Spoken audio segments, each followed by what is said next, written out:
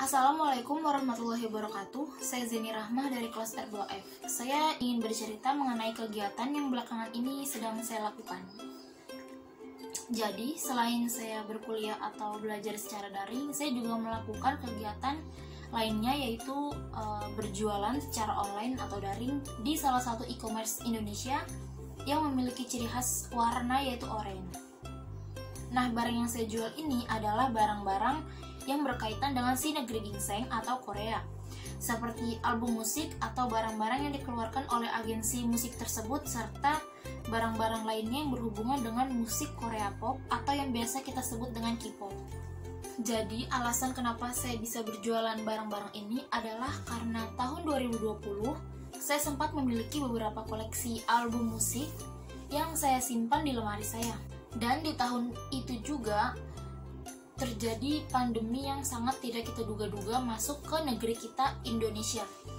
Jadi pada tahun lalu, sejak adanya pandemi, kita benar-benar tidak memiliki aktivitas apapun, tidak boleh keluar rumah terutama. Nah, akibat itu uang jajan yang saya dapat pun berkurang. Jadi saya berpikir bagaimana caranya agar saya mendapat uang jajan tambahan. Jadi saya berpikir bahwa saya akan menjual koleksi saya. Setelah saya berpikir seperti itu, saya memfoto dan mempromosikan koleksi-koleksi saya ke teman-teman dekat saya. Bahkan saya menaruh di salah satu e-commerce Indonesia yang telah saya sebutkan tadi. Awalnya saya berpikir berjualan seperti itu sangatlah mudah. Tapi setelah saya menaruh barang saya di aplikasi tersebut dan saya mempromosikannya, ternyata sangat sulit. Butuh sekitar 3 minggu bahkan 1 bulan lebih untuk saya mendapatkan pembeli pertama di aplikasi tersebut.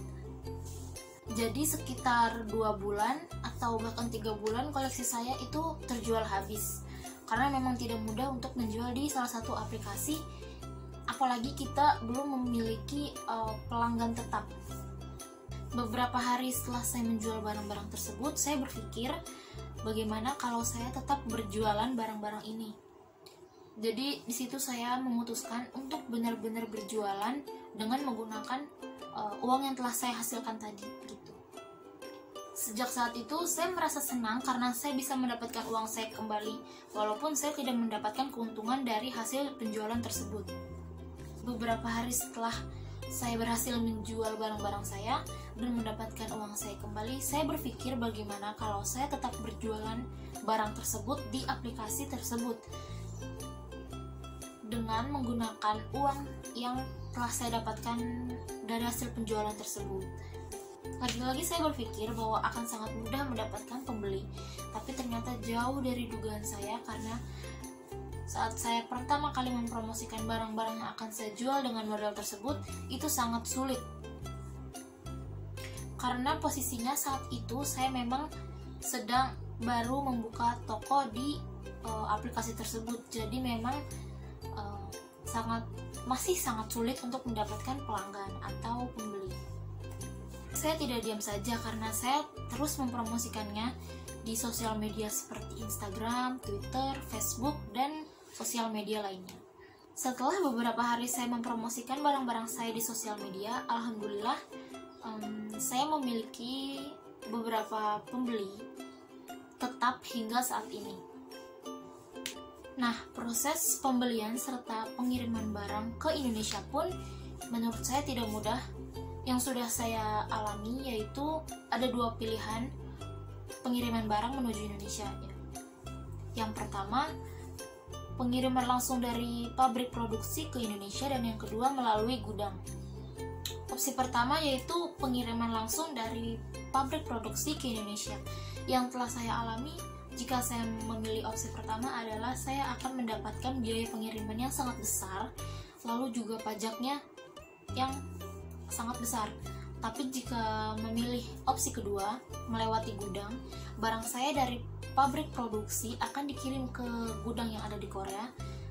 Nanti di situ akan digabungkan bersama barang-barang yang lain yang akan dikirim ke Indonesia. Jadi biaya pengiriman akan dibagi rata dengan barang-barang milik orang lainnya. setelah sampai di tahap pembayaran pajak pun barang-barang saya tidak memiliki tagihan pajak yang terlalu besar, karena tagihan pajak tersebut sudah dibagi rata dengan produk-produk yang dikirim bersamaan dengan produk saya ke Indonesia. Kesulitan yang sering saya alami adalah ketika saya memiliki beberapa tugas kuliah yang belum saya selesaikan, tiba-tiba beberapa barang yang telah saya pesan dari Korea ke Indonesia itu datang secara bersamaan. Jadi kenapa saya bilang itu adalah kesulitan? Karena yang pertama, saya harus tetap mengerjakan tugas-tugas kuliah saya.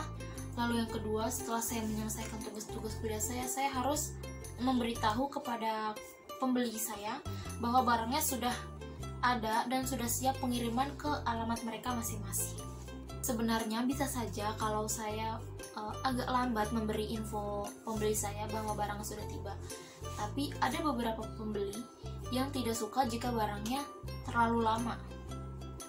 Jadi saya harus bergerak cepat untuk memberitahu mereka bahwa barangnya sudah ada. Jadi itu adalah kegiatan yang telah saya lakukan sejak 6 bulan terakhir hingga sekarang. Sekian cerita dari saya. Wassalamualaikum warahmatullahi wabarakatuh.